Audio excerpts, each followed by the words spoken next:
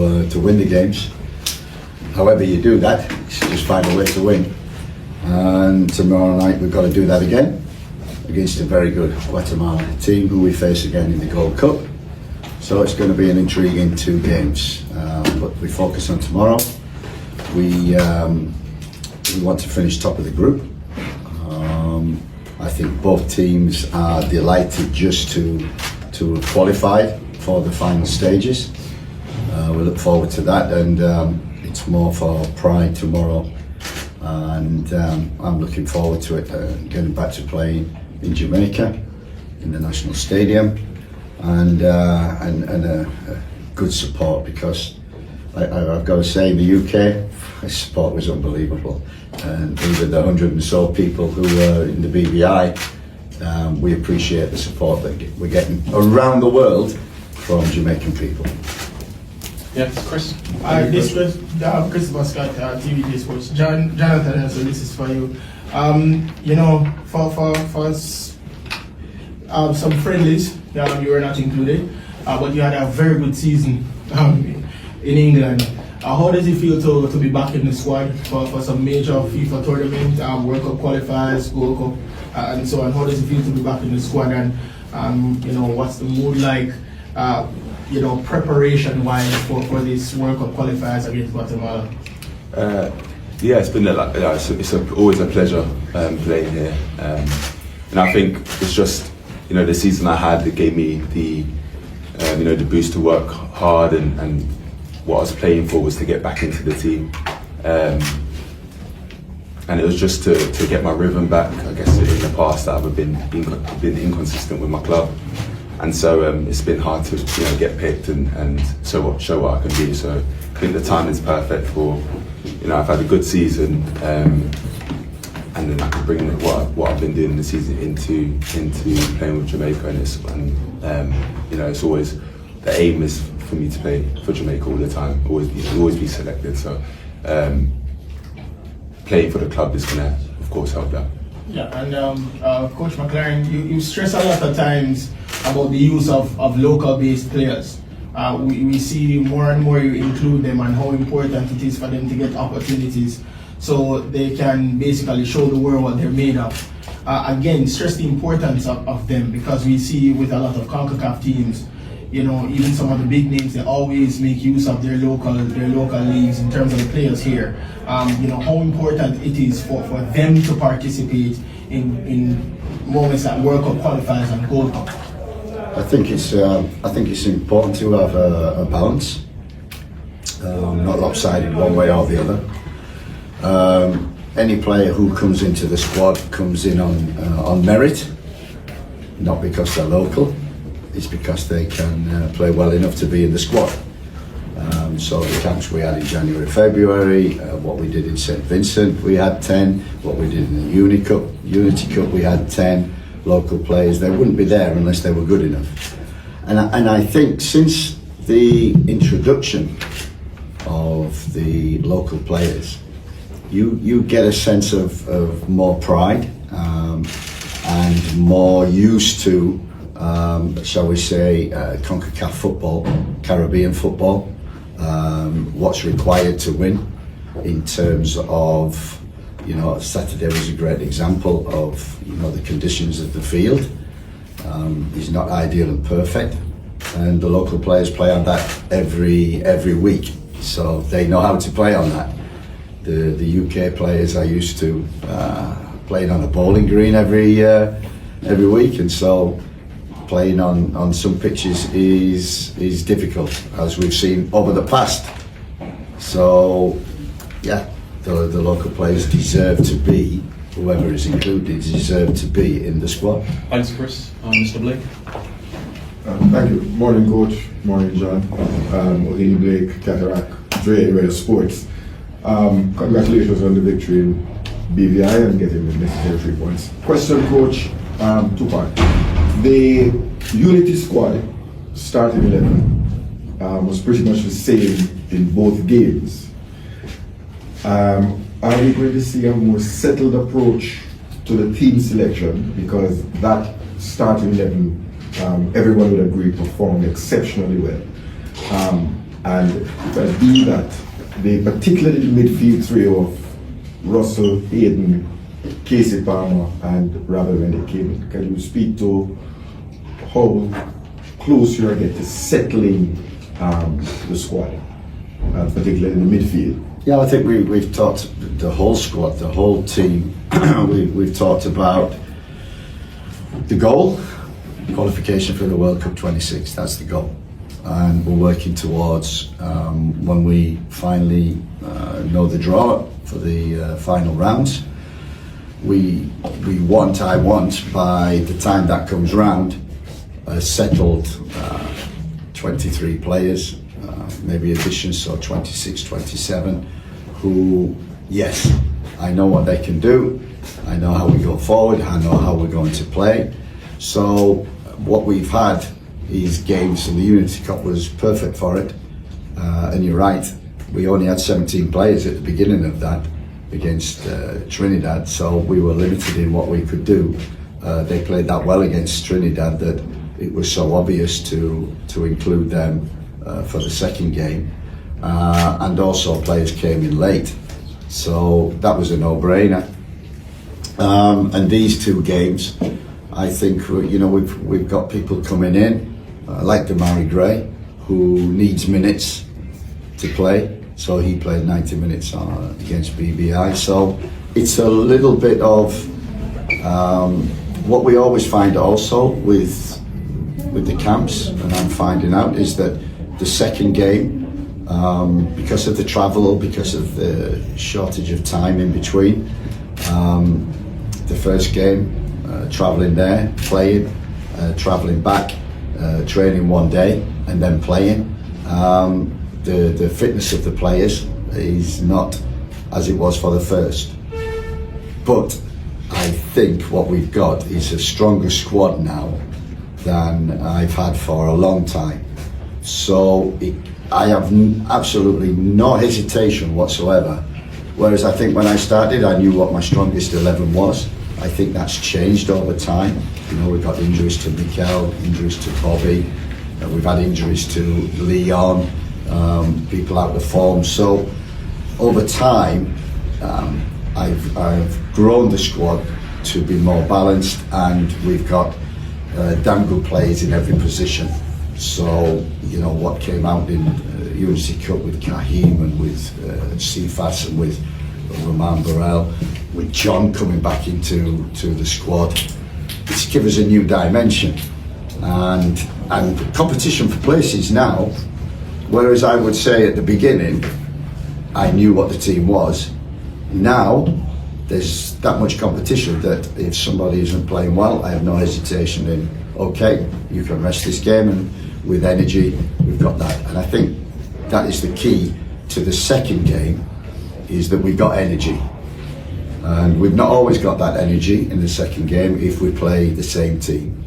So we have not many problems, but obviously Richard King came off with a little niggle in his hamstring. We have to assess him today and make sure we look after him after a long, hard season. So we've got, you know, the squad. It's whereas before I would be going down in performance maybe. Now I know whoever comes in, you know, is deserved to be in the squad and deserves to play, and is great competition all over the field for places. And the quick follow-up was Isaac Hayden's omission, or not being in the squad in BVI, was that injury related? Is the player He picked up an illness on the day before we flew, and he went to hospital where he had to rehydrate more or less. So it was pointless in flying over, playing in that heat at 3. So Hayden stayed here. He's fit now and totally fit and available for tomorrow. Eddie? Yes, Eddie Vision TV. The team of late has been up and down in terms of performances. Are you worried of the inconsistency of play from the team going forward, especially going to the next round?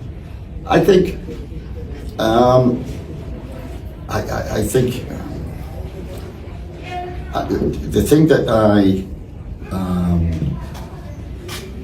I'm grappling with is We're creating a lot more chances, but we're not scoring the goals from the chances. So, and I think Saturday was a difficult game. If you see the field, it's what we call in England, and John will know, we call it a leveller. So the worse field that you get, the more the level comes closer and against 90 minutes. You play on a perfect pitch like we do at Brentford, and you see the level is the level. So as BVI was a leveller, and it gives opportunities for smaller teams to cause problems and for us to break it down. We still created 15 opportunities, but we're not. You saw some of the chances, and that's what we need to do. And so it's the inconsistency of scoring. The performance against BVI is going to be totally different to a performance on a different field. And the boys stayed in the game battle. We needed a second goal, and that's our problem. I don't think we're converting our chances as often as possible in the games, and certainly here we've not scored the goals here. So goal scoring, sometimes you have 15 shots, and some other games against St Vincent we had over 20 efforts at goal and only scored 1 away from home, and I know on 3 at home, but 2 in the last injury time. So that for me is, Warner Brown's come in and contributed well. Barella's come in, contributed well. I think we need now to see goals, and we get an assist, but we need goals from our wider players and from our midfield players. And that's one reason that John is in the team, is coming to the team, because when I watch him at Barnsley, and I think after the winter period, he changed position slightly more advanced and scored goals. And I think he's a great addition to the squad, and gives us that threat, as you saw in the Unity Cup, and even I'll say he should have scored with a header. But we're creating chances from midfield. We need more goals from around. We scored 1 from set play. So front players, wide players, midfield players need to contribute more. Otherwise, we're not going to win football matches, and we're going to see inconsistent results. Frederick? Good morning, Coach. A question each for you and for the first one. Coach, the first question is that Jamaica and Guatemala are the 2 teams that have already booked their spot in the 3rd round already, but you're going to face them again for the opening game of the Gold Cup. How much is tomorrow's match going to be a bit of a dress rehearsal for you before you go into the Gold Cup open up this weekend? Simple, 2 different games, totally. We'll probably have a different team in the second game than we will in the first, same as they will probably. So 2 different games altogether, and the main priority is tomorrow. Right. And first one, I remember your first goal, I believe, for Jamaica came in Gold Cup against Kickoff last time. Now, back in the squad, having been out for a while, game becoming thick and fast. How have you been handled that responsibility, and how much are you looking forward to the Gold Cup coming up this weekend? Yeah, playing a lot of games, that's my aim. I love to do it, I love to play. That's what I want to do, just play every single game. And the season I've had, that's what I've been doing. So the level and the amount of games it's been fine for me. Whatever game I play in now is just, we have one aim, and that's to win tomorrow and to win Gold Cup and progress to World Cup. So however that plans out, I'm available and going to do the best I can. Thanks, Ricky. Yes, good morning, Coach. You mentioned a lot of traveling has been going on, and there are a few of the players that were part of the Unity Cup, part of this squad, and will be part of the World Cup going forward. How much does load management affect tomorrow's team selection? A lot.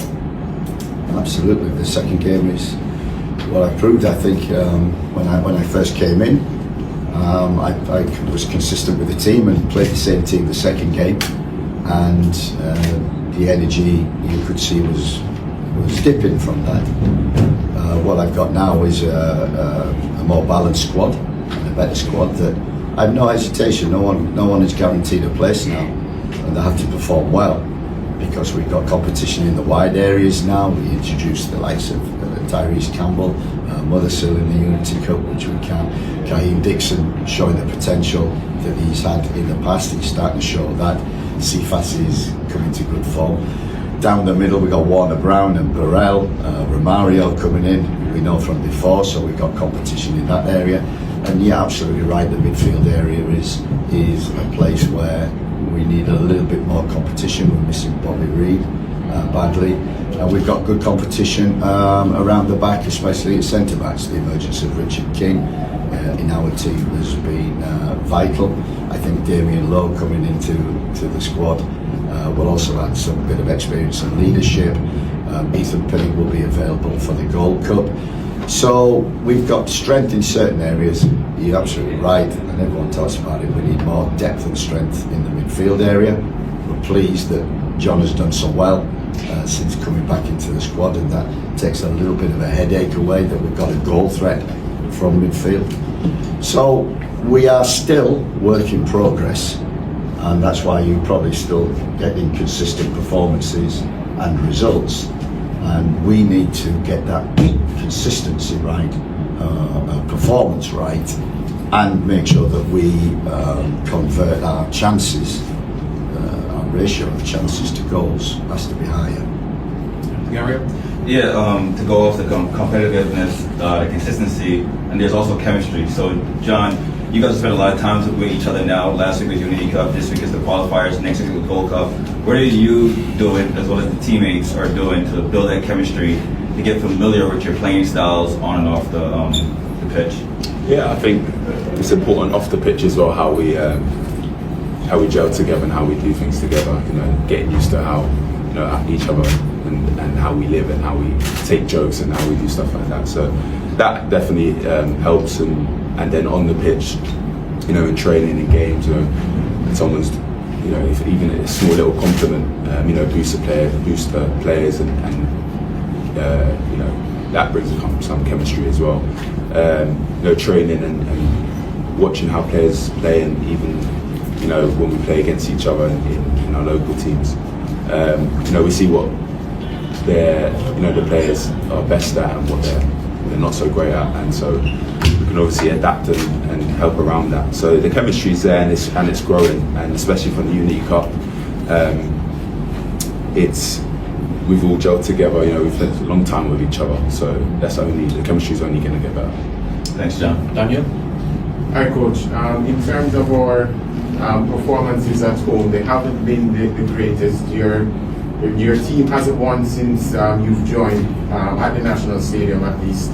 How important is this game, not only to find out where the team is in terms of their progression, but to kind of calm fans who are a little concerned after seeing performances against BVI and so forth?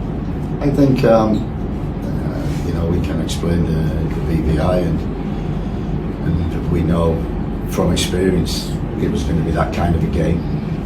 We scored early, we should score the second, and that makes the game always close and a little nervous, which it shouldn't be. And also having a little respect for the opponent as well, and making sure complacency doesn't come into it. But look, about tomorrow, it's about winning here. It's about winning here, and it's about scoring goals here. That's my next goal, my next milestone is, to make this a place where people don't want to come. To do that, we have to win games here. To win games, we have to score goals here, and we haven't done enough of both of them. Matthew? Good morning, Coach. Good morning, John. Matthew from Macron Sports. John, you're one of the few players in the team that has a profile that permits him to play all three levels of midfield. Coach said in a recent interview that his ideal midfield consists of a creative player, a controller, and a six, and you've played all the different levels. How has the experience been in playing all three different levels, and where do you see yourself that excels the most? Yeah, in my career I've been a six. Playing out through Chelsea, I've been an 8. At Huddersfield I was more of a 6, and so in Barnsley now I've been more of 8/10, so a bit higher. Give me a bit more freedom to come up and down, box to box. Give me freedom to create, but also get lots of chances to score. And making the box all the time, even getting on the ball and driving with it. Being able to adapt them three positions is only going to help the team and help the manager in the team he picks and the way he wants to play. And so it's only it helps me and helps me understand other people's position when they play in midfield as well. And so there's a lots of rotation you could do with that. So I'm used to all three of them positions. I think I've thrived in the 8 position this year. And so I just look to carry my performances on. John, you have 7 caps for Jamaica, all of them outside of Jamaica. You've been in camps on the island. You've seen the support. What would it mean for you to make your home debut tomorrow? Yeah, it'll be massive. I haven't come on at home yet, and so I would love to. The aim is to play in front of your fans and play at the best of your ability. It'll be amazing to win and to get a goal. But especially in front of our fans, I think this makes it a lot more special. And so that I'll be more than happy and grateful, and it'll be a pleasure to play in front of our fans tomorrow. And finally, right here. Good morning, Coach. John Stewart, JFF Live. Guatemala will, of course, pose a very different threat than BVI, not just in terms of the caliber of the opponent, but tactically as well. As you've seen over the course of the last year, they've played against Honduras, Uruguay, Costa Rica, and come up with positive results and still generated a lot of chances. So how will you tactically approach this game? Yeah, you're absolutely right. They're very good technically, tactically. Got a settled team, a way of playing. So be totally different game. One end of the spectrum to the other end from the BVI. It was, it was a leveler. It was. I remember I used to play on them pitches in the 80s. It was very, very difficult. So it was a leveler. We got through. That was the most important. Got the result, got out. But tomorrow is important because it's against a very good team. Very good team technically. Very good team technically. Great win against the Dominican Republic the other day. This is going to be a tough game. This ain't going to be easy. And again, it's another experience. There's no easy games in the Caribbean, whether you're playing St. Vincent, the BVI, Guatemala, Honduras, Costa Rica, Trinidad, whoever. There's never an easy game. But what we want to do is try and impose our game at home and win. John, Coach, thank you very much for your time. Members of the media, please remain in the tunnel until official training starts. Thank you. Gentlemen.